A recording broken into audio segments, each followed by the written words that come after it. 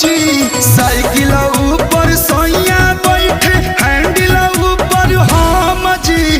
का कहीं है सरपंच मुखिया